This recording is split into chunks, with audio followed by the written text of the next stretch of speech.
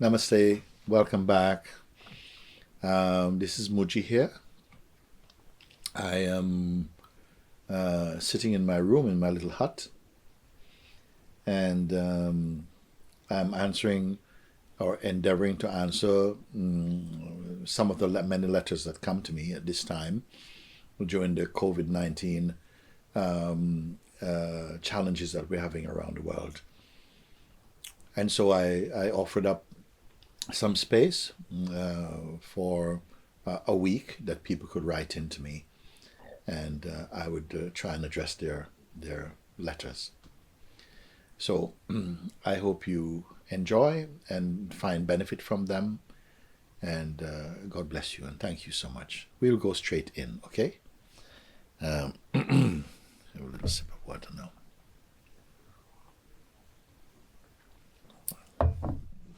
Good, good.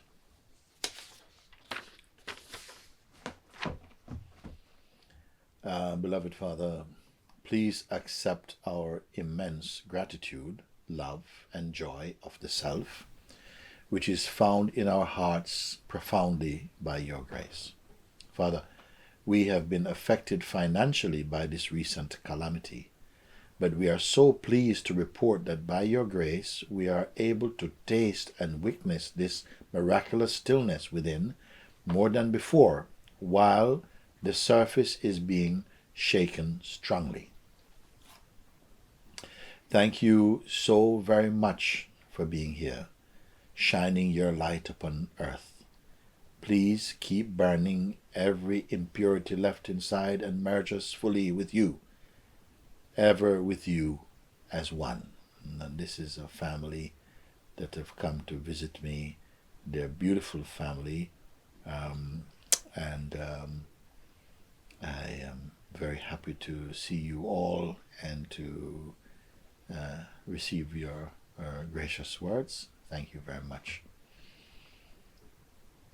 Now,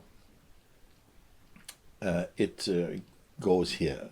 We have been affected financially by this recent calamity, but we are so pleased to report that by your grace, we are able to taste and witness this miraculous stillness within more than before, while the surface is being shaken strongly.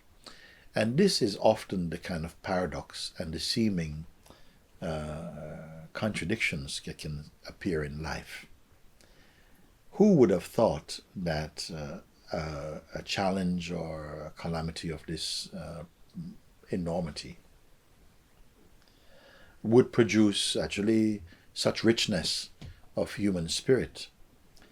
Because here's a family who's saying that we have been affected financially by this recent calamity, and many people are in the same boat, isn't it? That they're facing financial challenges. Some people are just flatly out of any kind of money, and they have to survive. And I tell you, this is not, yes, perhaps I don't think in my lifetime that I've heard of any calamity that has involved the whole world at one sweep, such as this. But I want to tell you that trying times is nothing new to this planet and to the human beings of this earth. Throughout history, going back thousands of years, different things have come, plagues and big diseases, and have come. Sometimes one has wiped out half of Europe one time. People died. And in many places there have been catastrophic events in the human kingdom and the human history, you see. It's not the first time, but one that has really engulfed the whole world, I don't know if I don't think I've heard of anything like this before. And people have been pressed into very hard times. Even in our time, during wars, and people have been shifted from out of their own lands into other countries where they have to start all over again, where they don't know the language, they don't know anything at all, and so on. All these put a tremendous pressure on the human spirit. And I have to say that in spite of that, It is as though the human spirit needs the challenges, the pressures, in order to evolve, to grow, to mature. It's like they need this to grow in the way that we need to. And I see this as a gift from God. I don't want to say that strong things that happen to us come from Satan and from the devil and so on. I put Satan's his power is not so great. I think if you look from a higher way, they come from the divine itself. You know, to help us to face the demons within our own self and to overcome the influence of dark energies that causes us to do very many things, very dark things. Something of the magnitude of like this coronavirus, for instance, is devastating in its impact because it comes, in one big swoop. But in all these little ways, human beings, in our own distortions, in our own judgments and fears and the wars, add up to something much, much greater, actually, than the impact of coronavirus. And these are not easy things to hear, but they are true. And I would have to say, this is why I see this as not just a kind of punishment or something, but more a corrective measure offered to the human kingdom to say, not just to even ask us to change, we are compelled to change. And so I don't look upon this, I look upon it with great concern. I'm very saddened by the number of lives that are, have to leave the planet, like this. But I also see a great opportunity for life on this planet. So many of us have children. Young children are born every day. And there isn't a planet for them to grow up in. If we change our ways now, become more conscious, and life is helping us sometimes because it's not waiting for us when we are cozily ready to change. It is imposing change. And some things happen so powerfully that you don't have time to learn just to change. But we are an intelligent species, and we must also learn by will. We must also learn and change by will and by, I would say, the nobleness and the integrity of the true human spirit. We must care more for ourselves, our families, our friends, our strangers, our planet. We must do this. Okay? So here is a few words from a family, a very close family, who are saying, although they are financially challenged very, very deeply, but because of the very calamity, they are pleased to report that they are able to taste and witness the miraculous stillness within more than before. And nobody can put a price on peace and stillness and joy and contentment. This is the real wealth of the human experience. Not just perishable things, but the wealth of kindness and peace and goodwill, of compassion, of wisdom, of inner silence. All this is the wealth that we are missing while we pursue perishable things. Thank you so very much for being here, shining your light upon earth. Please keep burning every impurity left inside us and merge us fully in the truth you are. And this is a beautiful letter here. To the wise person ask, don't give me things, but burn that which is impure in me. Help me to get rid of, to detox, not just from physical things that I need to detox from, that is good also. But detox from bad thinking, detox from jealousy and fear and envy, detox from murderous thinking and dark thinking. Let me be rid of this impurity so that we can be merged in the supreme self of the universe.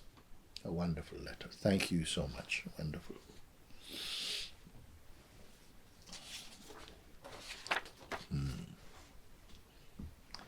Beloved Muji, let me begin by saying I'm fully established in the heart as the isness. When we say isness, we mean as that which is real inside us, as what is, as the spirit of truth.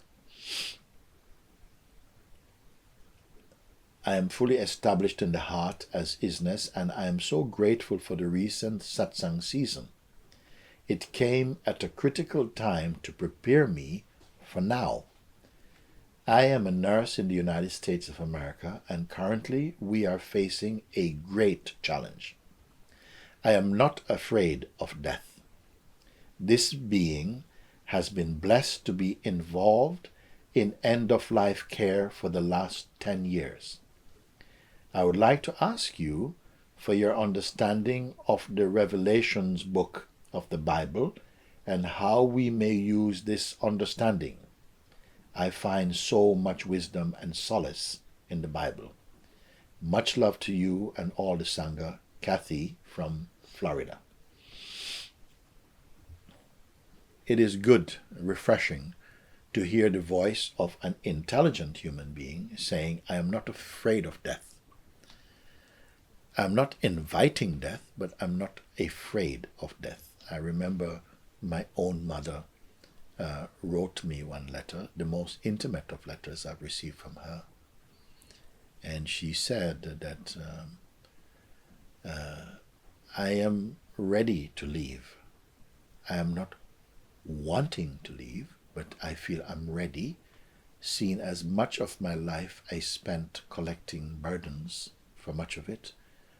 But now her heart is right with God. She's happy. If I have to leave, I'm happy to leave now. But Kathy from Florida is not saying that. She's saying, I'm simply not afraid of death. She said she has been blessed to be involved in the end-of-life care for the last 10 years. There are many people who are working in this field who are sometimes the last face that your loved ones or yourself may see before you leave the light of this kingdom, the human kingdom. And I know some of them. They are very kind. God puts them in this place to serve you, because many people, sometimes elderly people, sometimes or younger people, their parents have passed, or their children have passed, or they've got no relatives around, and so on. And in a moment like this, you may think the most intimate moment in life, the most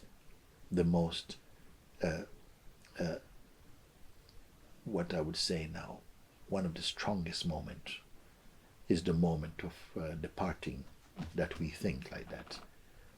You know, sometimes the face of people like Kathy and others are those who come to serve you as you leave here, and others come as you are entering your new dimension, will come like that. So Kathy continues, I would like to ask for your understanding of the Revelation book of the Bible and how we may use this understanding. Myself, I have to say that I read the Bible when I grew up in very strong, not very strong in my personal way, but I would say growing up in Jamaica, a very Christian country. And in fact, it is said that we have more churches than anywhere else in the world, more churches per square mile. These are not grand churches, they're not cathedrals. Sometimes it's just someone's front room, sometimes it's somebody's little outhouse. They've turned it into a church, and they go and worship there, and that's called church. So we grew up with a Christian environment. And when I went to England in 1969, I continued attending my mother's church, Seventh-day Adventist Church. And so we are very familiar. But I have to tell you that when I really was transformed, it happened in 1987. And when I said that I met God as reality inside my heart. And then actually, at that period, I read the entire Bible from cover to cover. Not because I felt that it was my duty. I was just some powerful urge in me to do that. I'm not someone who read books much. I'm not attracted to words. I'm more attracted to images. I was an artist for a long time. But the Bible at that time was like the living book for me. And so I read it from cover to cover. I didn't absorb everything. There are some favorites there, parts that I love very much. But I was not drawn so deeply towards the book of Revelations. I don't know why. But many people are, and many churches, they stress so strongly the end of times and how things will be, and the seven horsemen and of the apocalypse and all this kind of thing they speak. I have not been concerned so much about that. I met God in a much more kinder way. I met God as the living spirit of truth and peace and love and mercy. And that's the God that I have known. So that the end of times, in other religions also, from India we learned that this age, which has been going on for quite a long age, they call it the Kali Yuga, a time of great darkness and challenges will come. And any intelligent human being will look and say,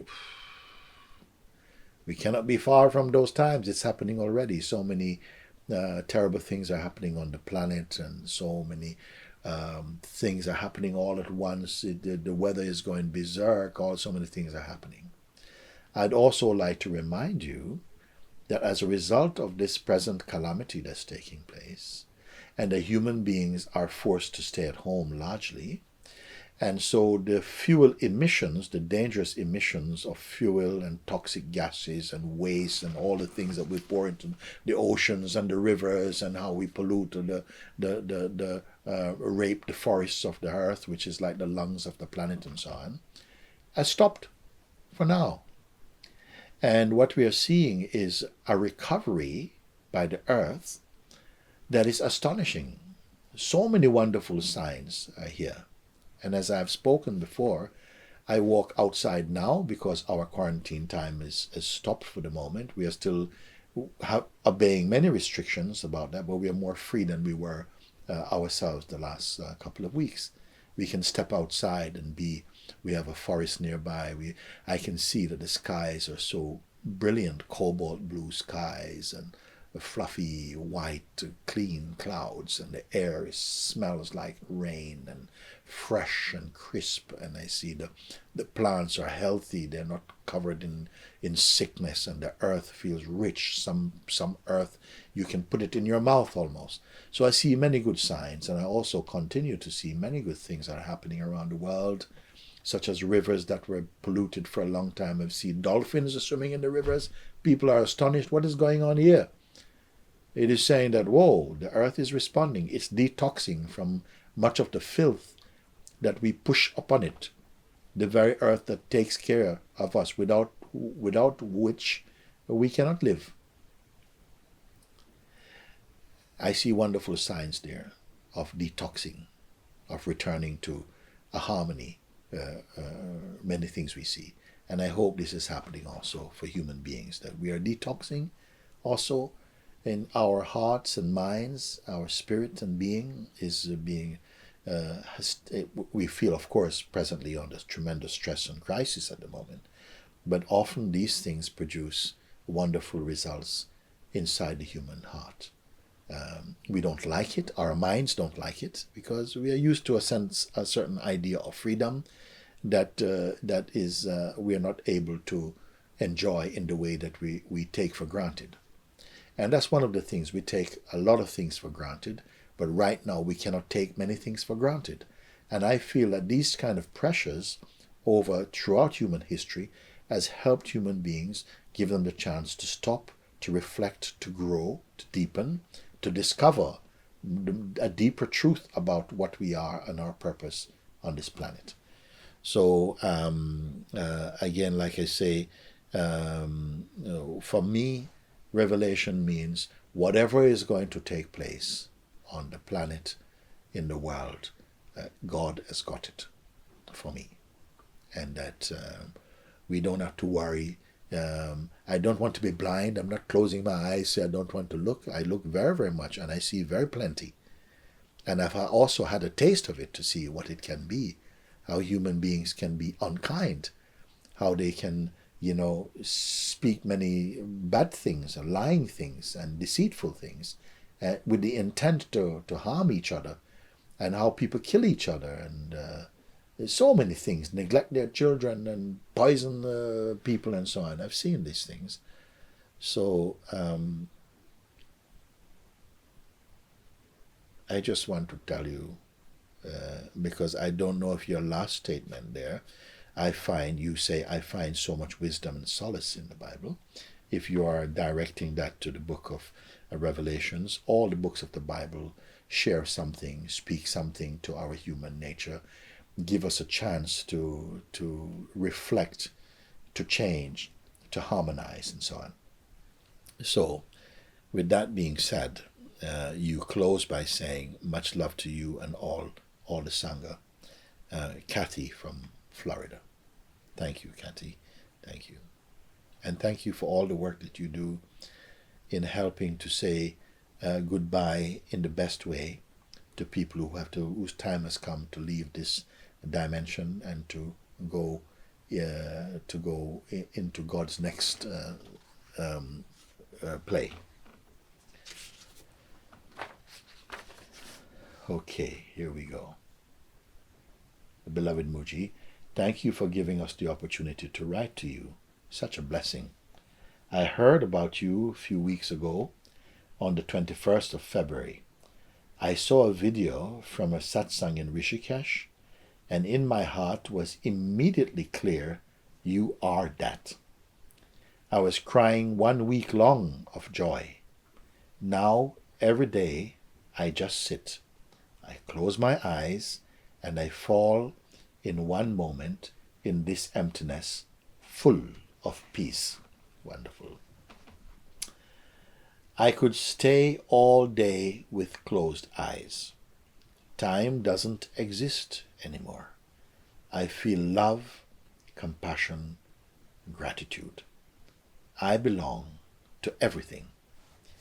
Thoughts are coming and going, but now I know where home is. Sometimes I still get lost, but now I know the way back home. It is so easy. My question: why God plays this game with us? If it is so easy, why do we all get lost life after life? Thank you, Om Shanti Bandhu, in brackets Roberto Rossi. P.S. I meditate since many years, but I feel now my time to jump is coming. I love you. Okay, where can I pick this up?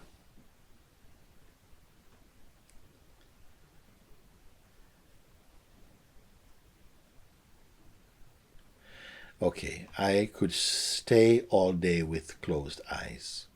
It feels like that. You don't have to stay all day with closed eyes. There is something that sees even closed eyes from inside. You say time doesn't exist anymore. And that is in the place of the real. Time is also not not that which you read by a clock. So time doesn't exist. Your mind is in so much harmony and peace. There is no thought about time and change. You say, I feel love and compassion and gratitude. I belong to everything. It's another way of saying I feel in harmony with all that exists.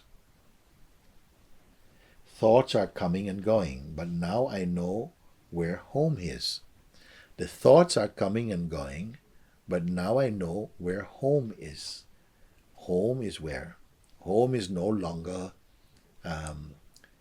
just a house of bricks or wood and stone and metal and roof. Not just that home. This is a deeper home. This is a home that is myself.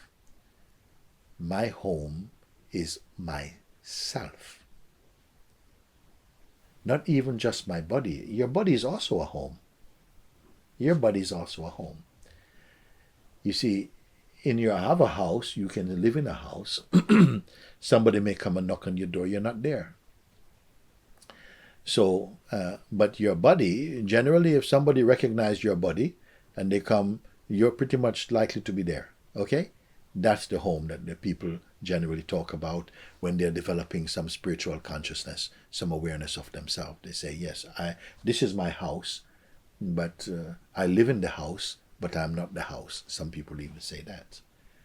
But the home, the true home, is actually not a physical place, but a place of your spiritual heart. The home is the place where you are free, that you are not growing old, you are not sick. It can never be sick. It never dies. It's a pure consciousness. This is your reality, the true home. Sometimes, you say, Roberto or Bandu, sometimes I still get lost, but now I know the way back home. It is so easy. Some great beings, they not know the way back home because they're never away from home. There are some people who say, now I know how to go back home, especially when trouble is coming, when I'm tired and weary, I go home. But some beings know that they and home meet the same things. It means the same thing. So they're never apart from home. Home and themselves are the same thing. Okay? So you say it is so easy. I say yes, it is so natural. My question, you say now, why God plays this game with us? Once I remember a man, he was saying he was a little bit frustrated. And I said, are you okay? He said, oh, I don't know. I just feel like God is constantly playing with me, playing about with me. He said that in a very disappointed way. I said, actually, I don't think God is playing with you. I feel like God is playing as you. He was very surprised to hear that.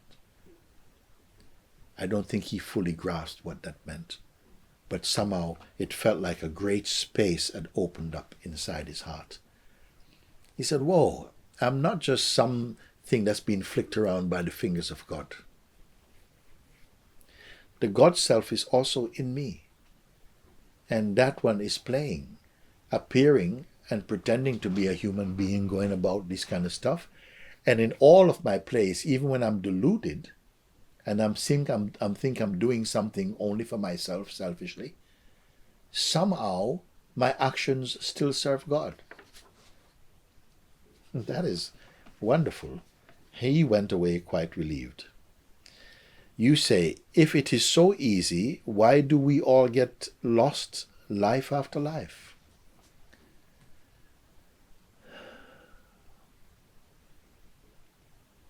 Something only becomes easy when it's easy.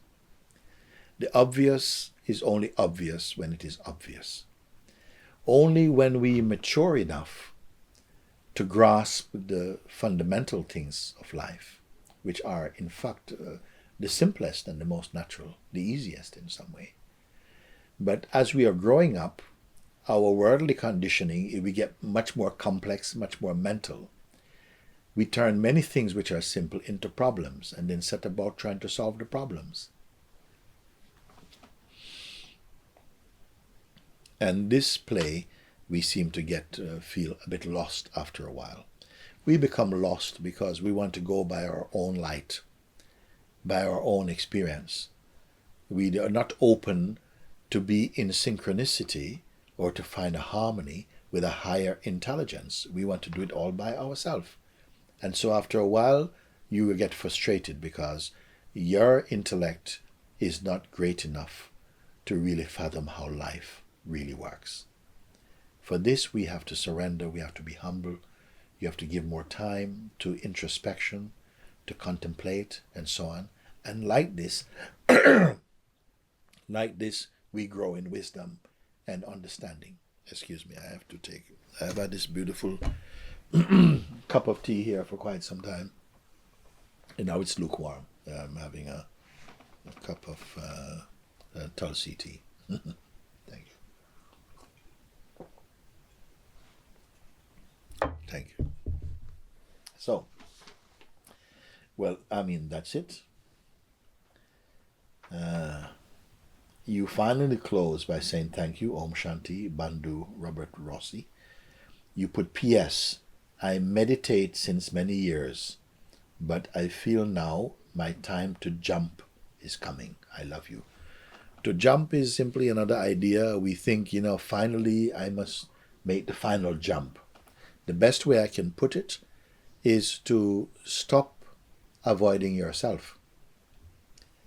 That's what I would say, because the deceiving mind is always jumping. It's like a monkey mind. It's always jumping for the next banana, the next thing, the next thing.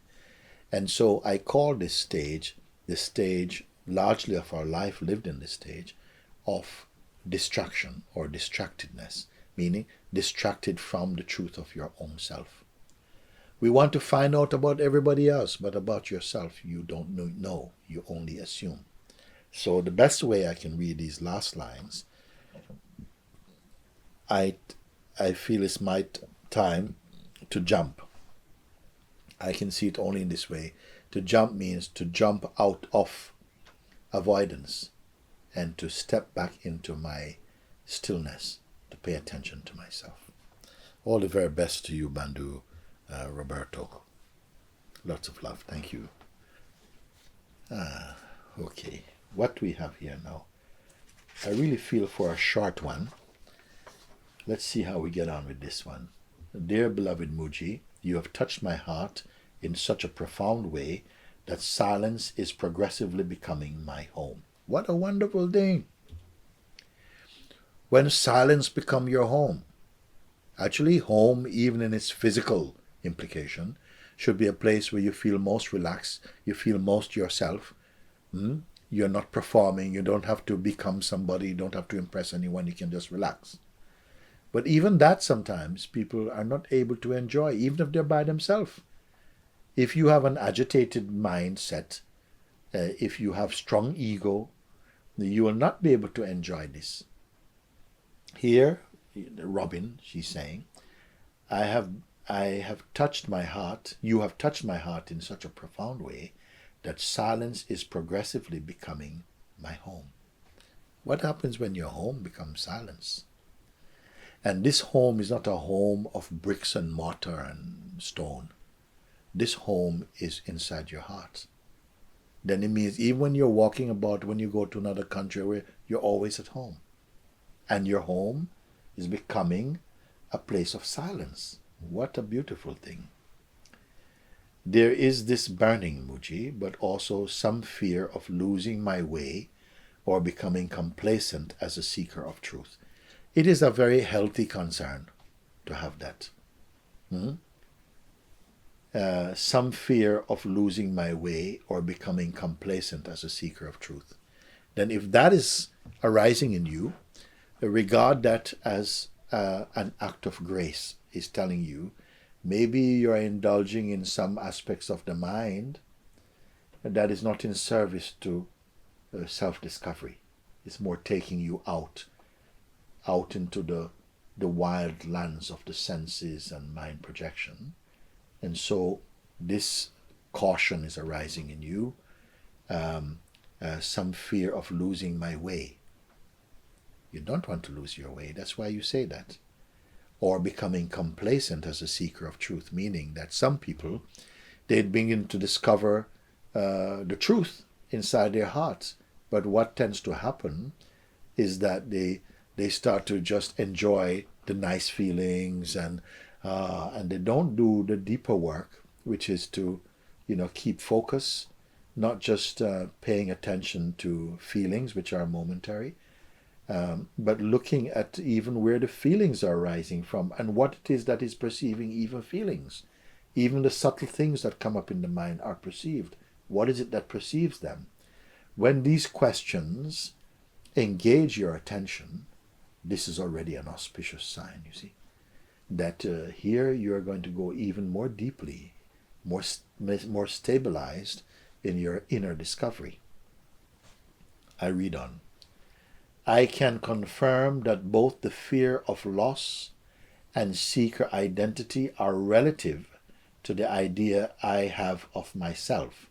They are not true, big not, but imagined images or ghosts. She's saying, I know that this fear that I have of really losing my way or becoming complacent, that they're not the truth of what I am. They're not the truth. But I'm imagining them. They are only ghosts.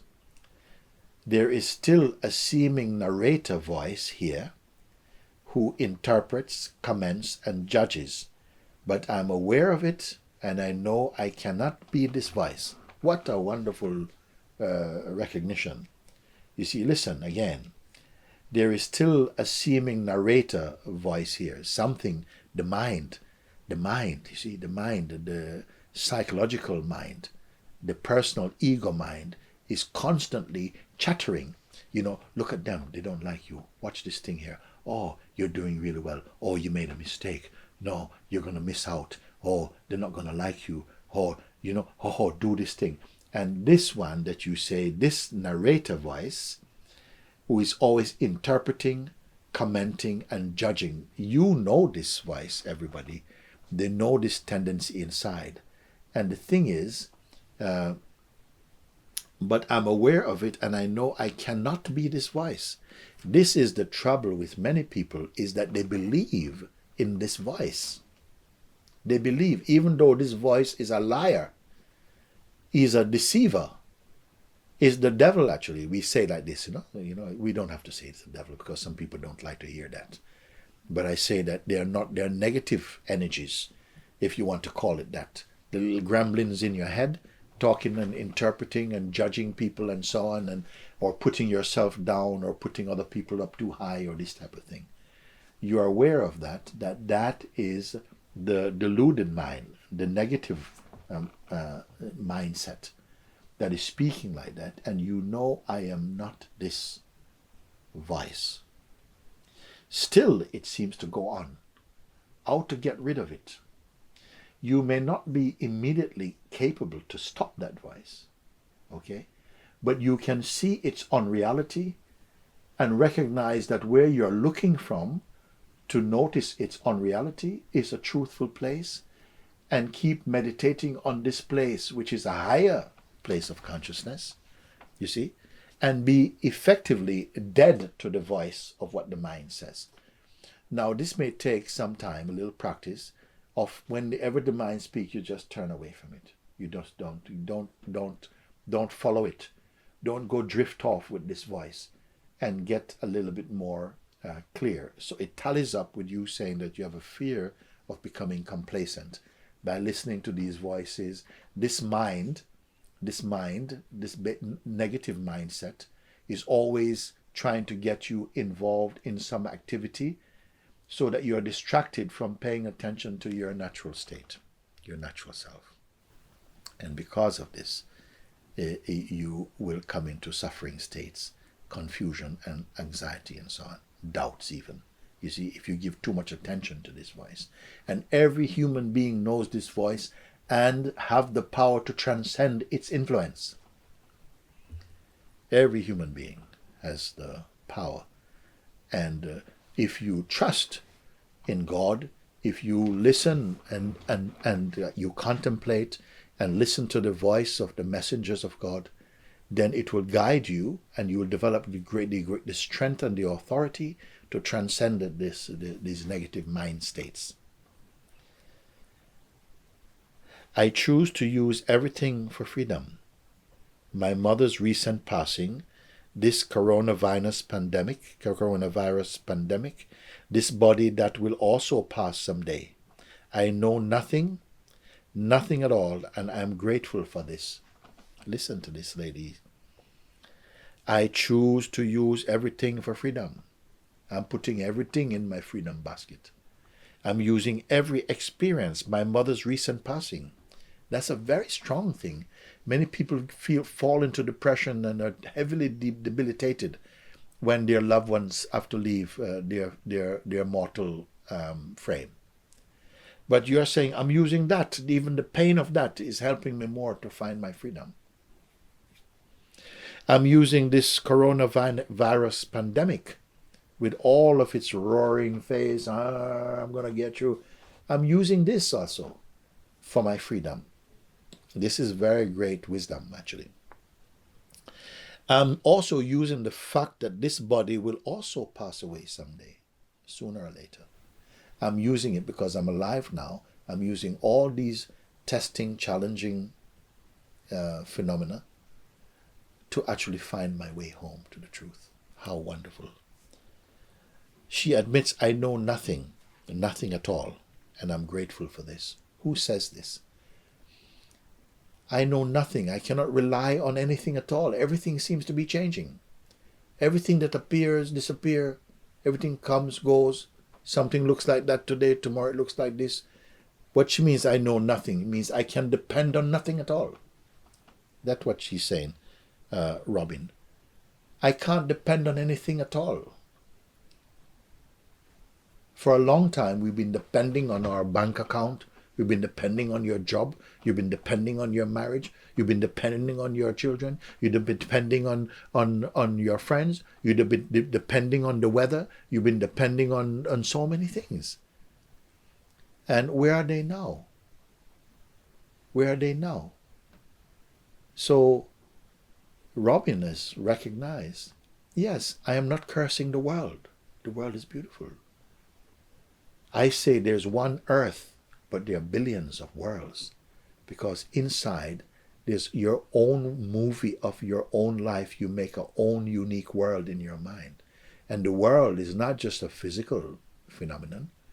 It's not a physical thing. It's a psychological thing too, an emotional thing. You see? So there's a saying, I am not really seeing the world as it truly is.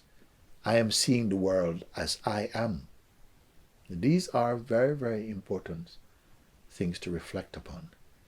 If you're feeling happy, things feel generally happy. You see things with a happy eyes and happy heart. You actually bless them with your happiness.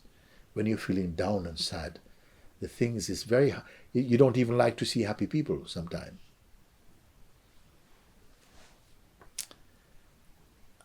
I know nothing at all, and I'm grateful for this. Meaning, I have come to see that I cannot depend on material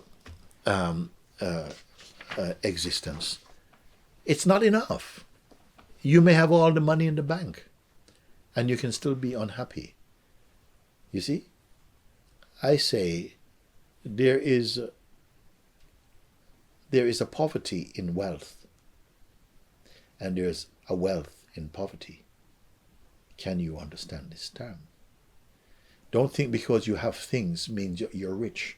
Real richness is a richness of spirit, a richness of warmth, of love, of kindness, of openness, of wisdom, of reflectiveness. Please reflect on that. Finally, I have no question. I just ask if you can confirm my seeing and help me to burn whatever doubt remains. With deep love and gratitude, Robin. I have no more questions. I am just asked if you can confirm my seeing. What I can do is I can encourage your seeing to continue deepening and deepening and deepening and deepening until even the concept of deepening is thinning away. You are empty of all the treasures of the mind, so to speak. And you know what happened when you are empty like this? You find a harmony with all of existence. You may not have to save up. You're not spending from your account. You are plugged into the powerhouse of God. And you don't have to prepare and maneuver and manipulate anything, because you're a child of God, a child of the universe.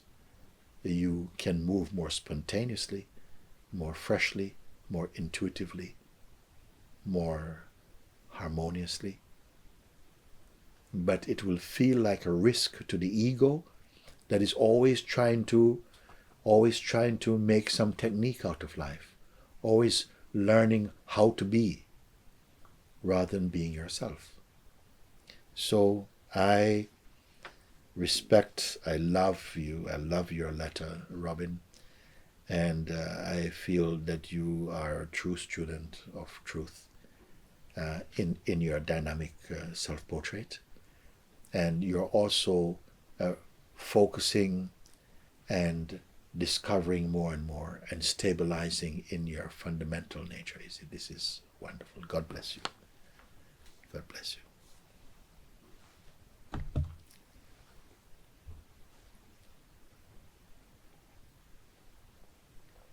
I think I will read just one more letter for today.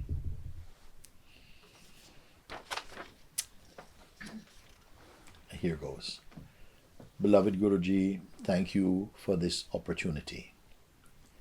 My soul is in peace, knowing that God is behind the curtain of all happenings in the world now, and there is no fear for that. What a wonderful statement.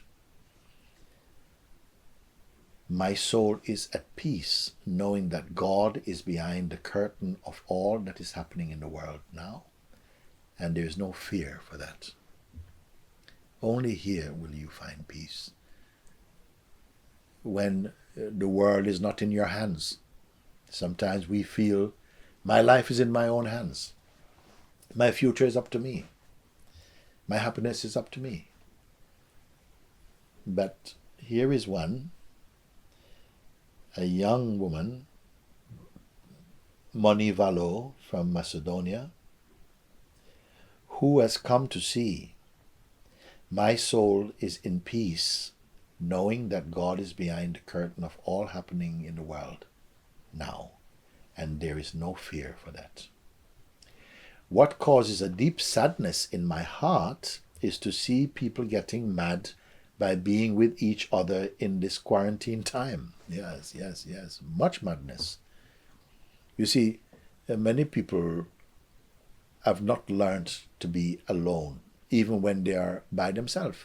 They have not learned to be alone in the greater sense. They feel lonely, but they don't know how to be alone in the real sense. If you find people and put people together who are not comfortable being alone even with themselves, you're going to have some trouble. But here is what now. This trouble, whatever trouble they will have,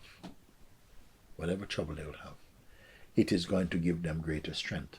But you must have the correct mentality and the correct openness to what I'm speaking now. Because if you go with your bad habit of thinking of negativity and judging and so on, you miss your chance. Life has put you in a certain situation where you may feel your hands are a little tied, but it is for your good. It is for your good.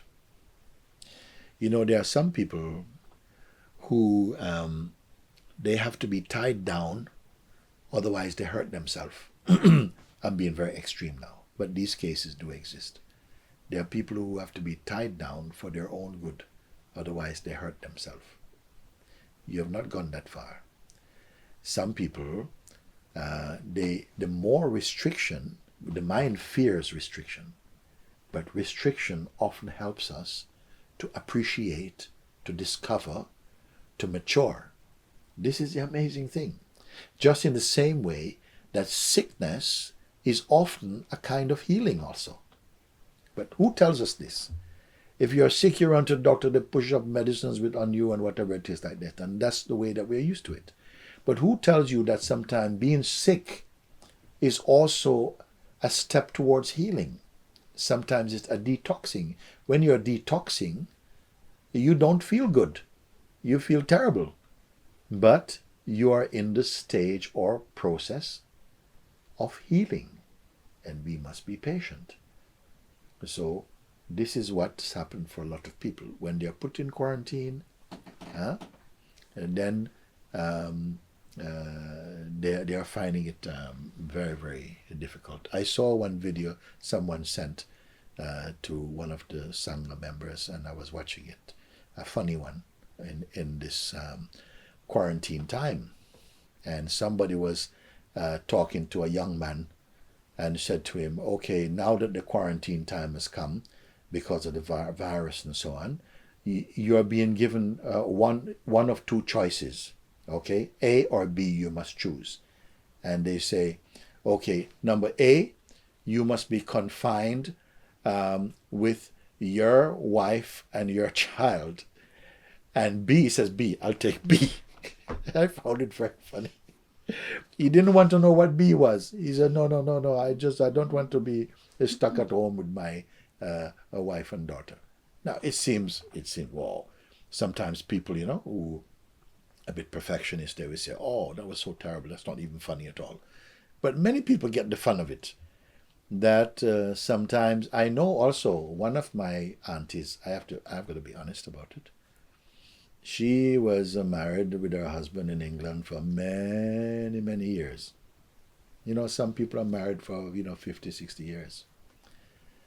And they have a routine. He goes out to work. He does his work. He comes home in the evening. He comes, has his dinner. He reads a newspaper. They watch a little TV. He goes to bed. And this has been the routine for a very, very long time. Maybe weekends they have a bit of time. I don't know what they do. But he was made redundant. I think he was married 50 years or something. He became redundant.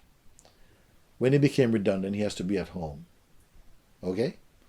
And in a short time, they divorced. They couldn't cope with each other. I'm sorry, I should not laugh. I'm sorry, I should not laugh. I don't know, I have a funny sense of humor, okay? But I'm sorry, because it's not a good time to laugh now when many of you are having so much trouble. But sometimes it is funny. When you're quarantined and you have time with your family, I've seen many people have found many wonderful things have come out of it. Some people have found, my God, I'm just beginning to appreciate my family now. Or sometimes they find, much more creative ways of being together to pass the time also. Others, they learn to sit and to meditate. We've been trying to help in these type of ways also, and to play games or whatever it is. But even if you don't, even the very hardship of having to spend time by yourself is maturing you on some deeper levels that you may not yet appreciate. It will come gradually into the consciousness later that, wow, that was good for me. But you won't say thanks right now. So Money is saying here, what causes a deep sadness in my heart is to see people getting mad by being with each other in this quarantine time. starting from my family, friends, relatives, etc. Everyone is seeking distraction just to avoid each other. They're finding something. Actually, we are seeking distraction from avoiding yourself first. In fact, many people, all our lives, we've been looking for distraction to avoid being with ourselves. What does that mean? You hate yourself or what? No, it means that what we accept as ourself presently is not our higher self, and something inside knows it. The way that we accept this is me is usually your ego, and you know at some level, more or less, that this is not true. It is not the truth. But to face the truth, to meet up with the truth, something is avoiding that. There is an energy inside us. Let me call it two energy plays. One seems to be an energy that seems to be compelling us to be distracted, to go and find things to do, to amuse our minds and so on, to distract you from something. And the other energy is to elevate your consciousness to higher and higher altitudes of functioning, so that you become much more deeper, more intuitive, more stable, more quiet. And these two plays are happening in you. Actually, you are neither of them absolutely, but they are connected with you, and you must learn to navigate your way to understand your powers and to use them well. So everyone is seeking distraction just to avoid each other. My heart is very meek. The word meek, we don't hear it much in our modern language. Weak we know, but meek we don't hear. Meek means something more gentle, more compassionate, more it's a lighter word. Meek, you hear meek and mild, meaning someone who is kind and open. My heart is very meek to witness all of this madness, because I experience the connections differently, in a more deeper way, with true unselfish love and presence. This is the truth. She knows that from her own experience of spending time within her own self, the value of that, the richness of that, the beauty of that. Maybe the people that she's speaking about has not as yet discovered the potential and that capacity within themselves. That the more you are at one with your own self, you observe the mind with detachment or neutrality. Or if you are guided by a spiritual force within you that guides you not to get invested in the psychological antics of the mind, but to observe them with detachment, you will come to appreciate and enjoy, in fact, to enjoy yourself. That's what it really means. You start to enjoy yourself. Not enjoy yourself doing something, just enjoy your own being. That's what it means. That's what the real meaning of to enjoy yourself means. She continues, every relationship I had with people with human mindset has failed. What a strong thing. Every relationship I have had with people with human mindset, stuck in a very person mode mindset, these relationships, they failed. And don't we know how many times we get into relationships with people, sometimes deeply romantic relationships, superficially romantic relationships, sometimes just friendships, and they fall away. Why they fall away? A friendship is supposed to be growing together more and more. Why they fall away? Why is it that relationships often in these days, they go a few times, after 2 or 3 months they break up because they don't have any stamina. Not just stamina as in physical stamina. They don't have the stamina of patience, compassion, of introspection, of their own silence. They can't cope with their own self much more than coping with somebody else. And what is happening is that we have this fantasy that someone else is going to make you happy. No, you are going to make you happy. God in you is going to make you happy. You cannot be miserable and somebody make you happy. If you feel like that, it won't last. I'll tell you that. Okay. So every relationship I had with people with human mindset has failed. And I feel so alone. Be alone, but don't be lonely. Be alone as your own being. Don't feel alone as a reaction to the truth of seeing that when people are very, very much engaged with their own ego, they are become very difficult and almost incompatible with any other people. That is a truth, but not for everyone. There are many people who are flexible. They're not tied into any concept too rigidly. They're very open-minded. They can change their mind without feeling ashamed or something. They're not in competition, in conceptual competition with other people.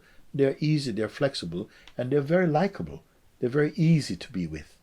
But they're not naive, they're not stupid. They're just great fun and inspiring also. Please give me courage to surrender this weak self-identity that feels experientially so tangled in this circle of suffering. Yes. Take courage. Please give me courage to surrender this weak self-identity. So it's a weak self-identity that suffers from other people's weak self-identity. When you are strong, what happens is that you inspire others to raise up to higher regions of consciousness, of spirit. You see? So don't be weakened by weak-minded people. Stay in the light that your letter started with. Your letter started, remember? My soul is in peace, knowing that God is behind the curtain of all that's happening in the world, and there's no fear for that. Then why are you finishing like this? The first statement is more enduring than all your other statements. The first statement, that God is behind the curtain of all the happenings in the world, should bring you great peace. You said anyway, my soul is in peace, knowing that God is behind the curtain of all happenings in the world now, and there is no fear for that. Stay in that peace and leave it all to God. Don't try to let your mind interpret what is happening, because it is often wrong. It is often wrong. And don't believe what people say. People say all kinds of things. They say this now, they say this thing tomorrow. They say this other thing, they say something else now. Don't rely on what the human beings just say. Stay inside your heart. Be faithful to your heart, and you will begin to hear God's voice in you.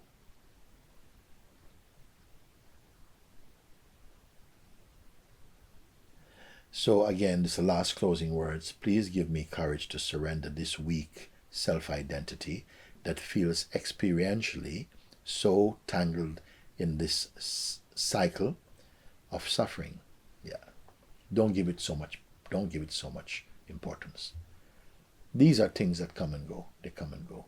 Don't look to people for your happiness. Look to God, or look inward to your inmost being, and you'll begin to find the happiness is rising up inside you. Don't look to people. People cannot make you happy. They can give you fun, but they cannot give you real joy and real happiness if that happiness is not already sparked in you. Don't look for what people can bring you. Look for what you can bring to them also. Elevate my consciousness towards its source, please. Elevate my consciousness towards it. Draw my consciousness, or elevate my consciousness to go back home to its own source, which is God. pure awareness, self, absolute, the only one that there is. There is not two. He has no second. He is one without two. He is the only one that exists. All this existence is his play, and nothing is apart from him. Not one atom exists apart from him. Love you, Father. Thank you. Thank you for your attention, your time that you are spending like this. I hope by reading these letters, as I'm reading them as fact, I know in my heart that this is a good thing, that gives some space to your voice, how you're feeling at this moment in your life, and that you can draw strength and go deeper. A human life is a very, very powerful thing. All the things that you can get in this world externally cannot compare to what you can find internally. Spend some time, and now is a good time, best time of all. You have some internet, you can try a little bit there to find anything on the subject, how can I find peace? How can I wake up to myself? How can I realize God? There are many, many people's voices that can guide you. I am one of them. And try and listen with your heart. You don't need to listen to anything too complex or too mental. Listen to what speaks to your heart. And follow that.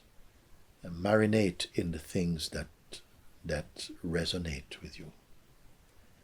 And by, you'll find that your time at home transforms from prison to paradise.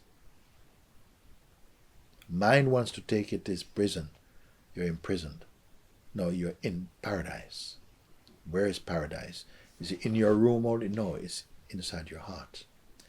And so I close today with this blessing that each and every one of you, whether you understand these letters, many of these letters are written by people who are walking already on a spiritual path of self-discovery, of God realization. And I am addressing many letters like that. But don't think these letters are not about you. Every single one is about you, because fundamentally you are consciousness. And these conversations, these talks, these responses are in our consciousness responding to consciousness about consciousness.